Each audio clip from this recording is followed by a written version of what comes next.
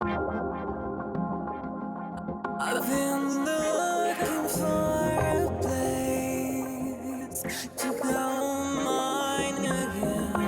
I know I have no time to waste. I still have myself. I've been looking for someone to make me alive again. I know I have some time to love. Let's start over. I've been looking for the lights to bring me back from the dark, but sometimes it seems so far away.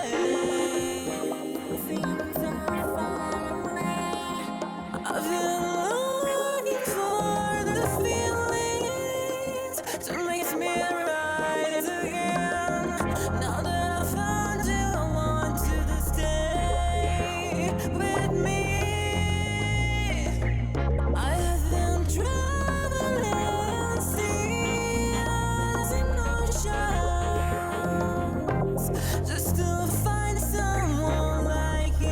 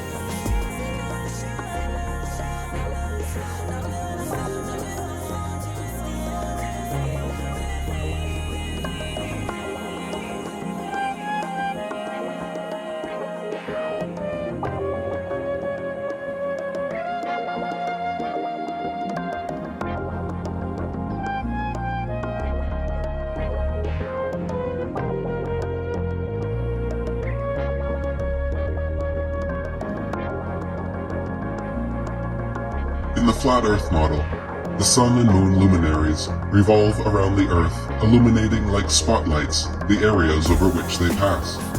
The Sun's annual corkscrew journey begins at the Tropic of Capricorn on the winter solstice, where it makes its fastest and largest circle over and around the Earth. For the next 3 months, every day the Sun slightly narrows its path and slows its speed, until by the spring equinox, the Sun has spiraled its way from the Tropic of Capricorn to the equator.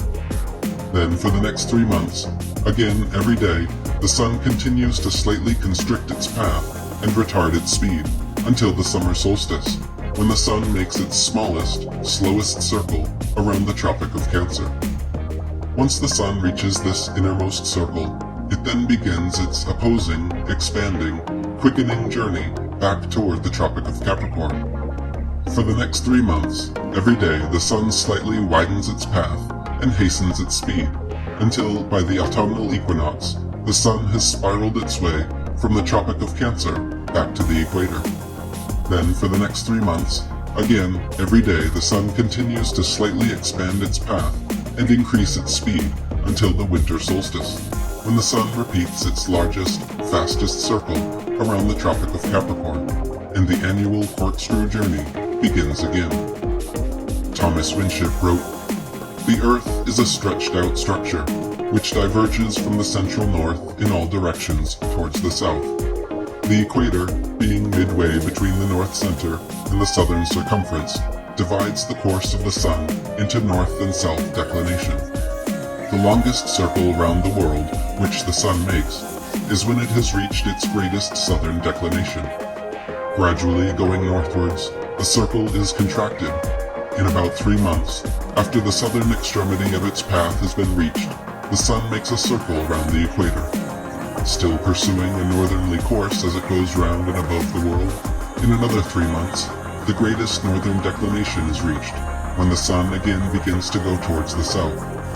In north latitudes, when the sun is going north, it rises earlier each day, is higher at noon, and sets later, while in southern latitudes, at the same time, the sun, as a matter of course, rises later, reaches a lesser altitude at noon, and sets earlier. In northern latitudes, during the southern summer, say from September to December, the sun rises later each day, is lower at noon, and sets earlier, while in the south, he rises earlier, reaches a higher altitude at noon, and sets later each day.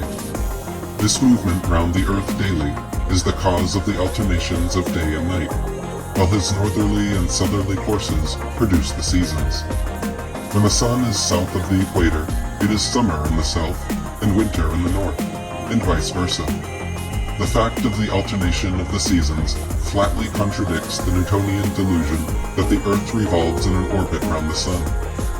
It is said that summer is caused by the Earth being nearest the sun, and winter by its being farthest from the sun.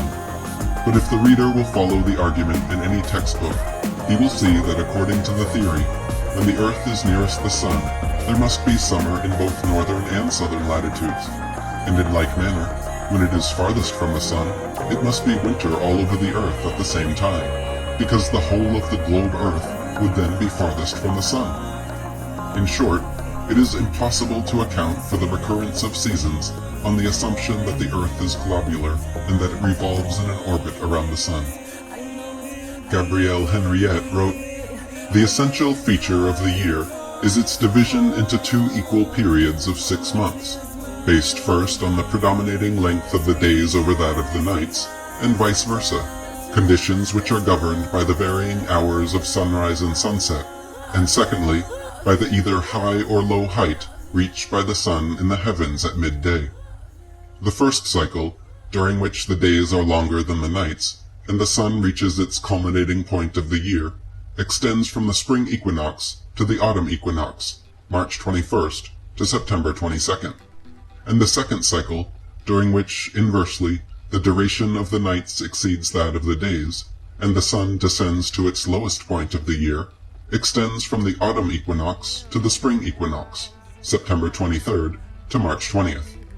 These 2 6-month periods are also characterized by an opposition of temperature.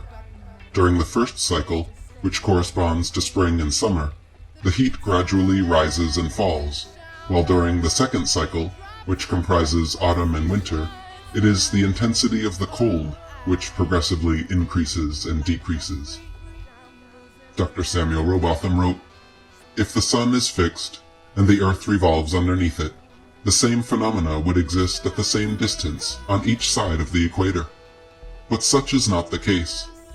What can operate to cause the twilight in New Zealand to be so much more sudden, or the nights so much colder than in England? The southern hemisphere cannot revolve more rapidly than the northern.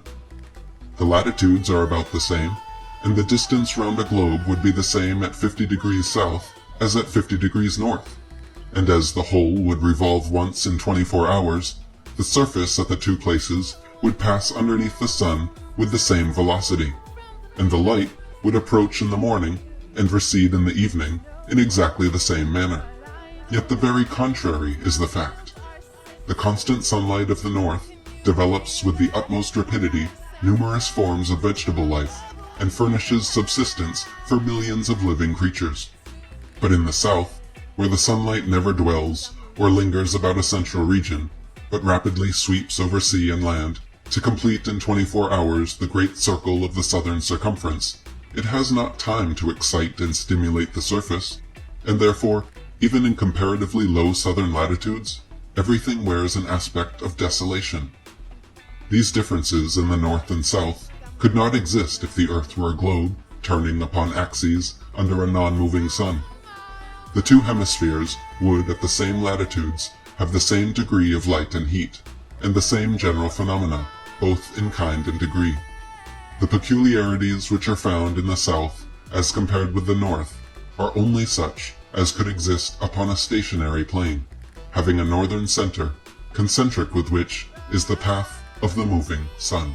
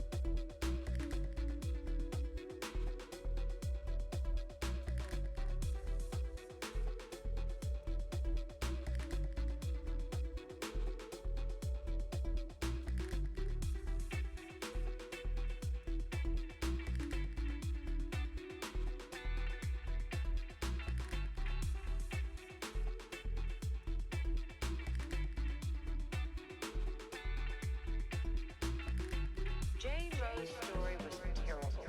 She said she'd been gang raped, gotten pregnant, was desperate to get an abortion. That's what everyone believed, as long as Jane Rose remained anonymous. When she went public, she told a different story.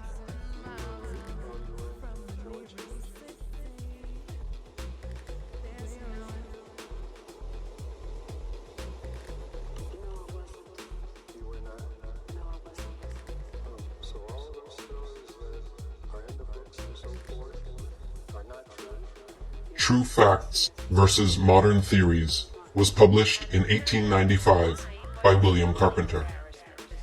Compare the following startling discrepancies between the true facts and the modern theories, and then say if it is not a national disgrace that we should prefer such baseless superstitions for the mere credit's sake of a few infidel scientists.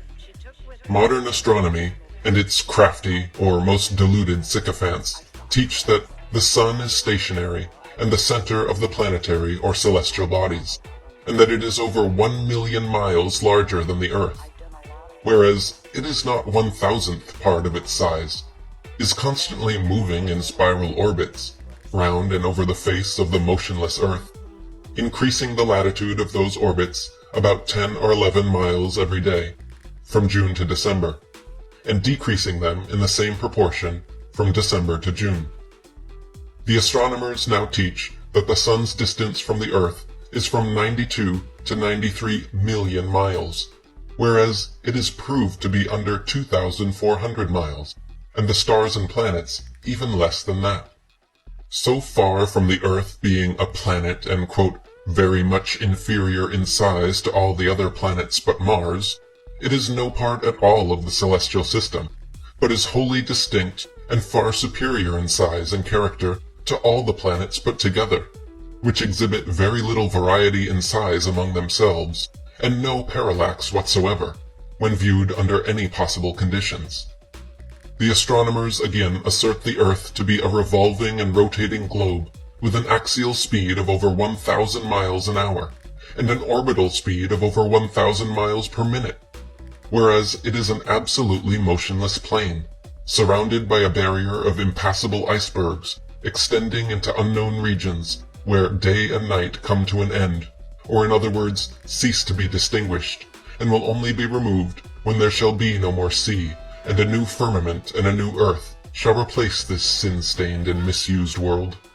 The astronomers teach an atmospheric pressure of 15 pounds on the square inch, whereas it does not amount to half as many grains. Gravitation, central, is the wildest fiction ever invented. All attraction, solar, lunar, central, and magnetic, is purely conjectural and physically impossible.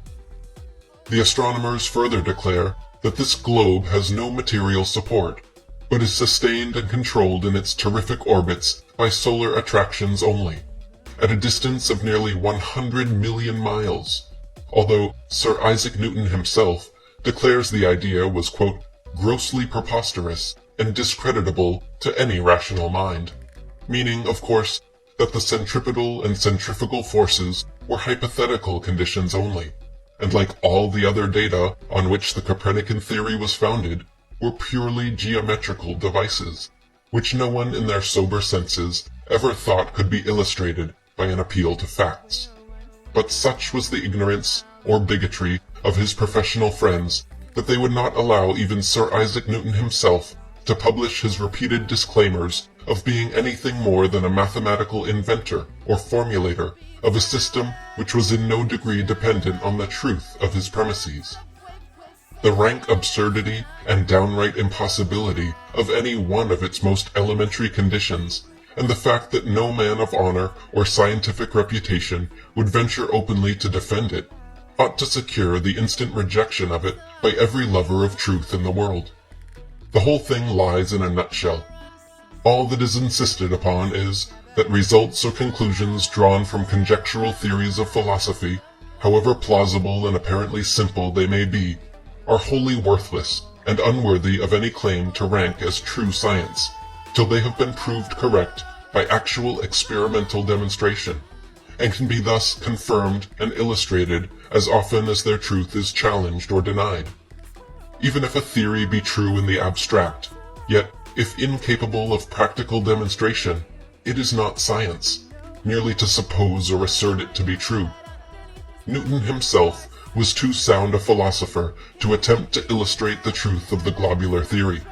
He repeatedly discouraged all discussion, and if left to himself, would never have attached his name or sanction to such a bungling absurdity.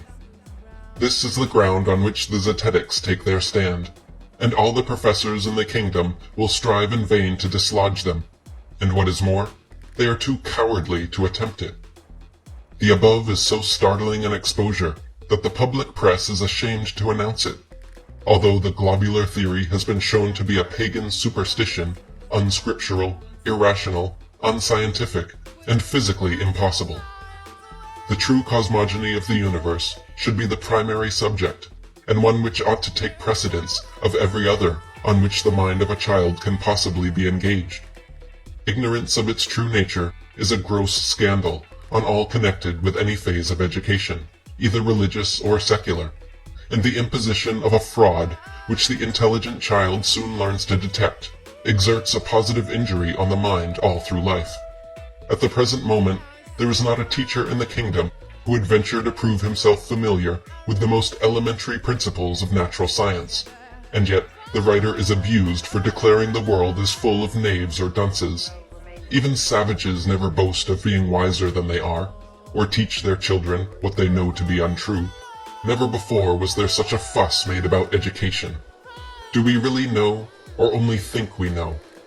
Or is it learn, learn, learn, and leave off no wiser than before? If bricks and mortar could make brains, if fine buildings could ensure great thoughts, if learned professors knew all that they profess, Thomas Carlyle would have belied his countrymen when he said we were a nation of mostly fools. What is our standard of true knowledge? An imperfect standard is as misleading as defective weights. If we deal with false analogies, we are only comparing true metal with an ingenious counterfeit. What are we aiming at by these remarks? We mean to say, and are able to prove, that at this moment we are living in an age of shams and false pretenses, and that we are totally unfamiliar with the most elementary conditions of some of the most important subjects that can possibly occupy the attention of a professedly intelligent and commercial nation. That even our clergy and theological professors do not yet understand the teaching of the Mosaic records, that our schoolmasters, on some subjects, do not understand or know more than their pupils, that even our nautical charts and tables would discredit a nation of savages, and that our geography and astronomy are just where they were left by our university authorities of 200 years ago, and that the most eminent of our educational professors would not now venture to defend what our poor children are compelled to carry with them through life. What shall we say to those quote-unquote scientific journalists and reviewers who persistently discourage any desire for discussion or ventilation of this important subject? Is it to hide their own ignorance, or to display a mock contempt for any suggestion that runs counter to popular prejudice or opinion? Or do they go so far as to imply that they cannot find among their numerous literary connections one individual writer who has intelligence enough to maintain his ground in a discussion with an honest opponent? It is a gross fraud on the credulity of the public, as well as on the helplessness of childhood, to enforce the acceptance of certain teaching which they are too ignorant to explain or too cowardly to defend. If modern astronomical science could be shown to be demonstrably true, how glorious would be the victory, and how dire our confusion. But till they cease their insolent taunts, and courteously show us our error, and the inutility of our opposition, we shall certainly not cease to regard them as vanquished foes, who lack the moral courage to acknowledge their defeat. And we can but trust that when Professor this or Professor that ventures to pose as a scientist, or as an oracle on scientific subjects, he will learn to exhibit a little more modesty, and confess that for once in his life he had to bow to the superior influence of common sense, and above all, to the omnipotent authority of the inspired records. As it is, science is irredeemably prejudiced in the eyes of all honest men, and can never again assume those insolent airs which have so frequently disfigured its encounters with the less dogmatic searchers after truth. The Akashic Records are viewed as the universe's supercomputer, holding all of the data about everything that is known to exist. They are said to be a sphere of energy that materializes simultaneously everywhere and contains all knowledge of the past, present, and future. Each component of this universal field has a unique energy field that can interact in a variety of ways. The Wi-Fi network and the Akashic Records have been compared. Although we cannot see it, we are aware that it surrounds us. Although it is hidden from sight, if you connect to it, you can access a limitless amount of information.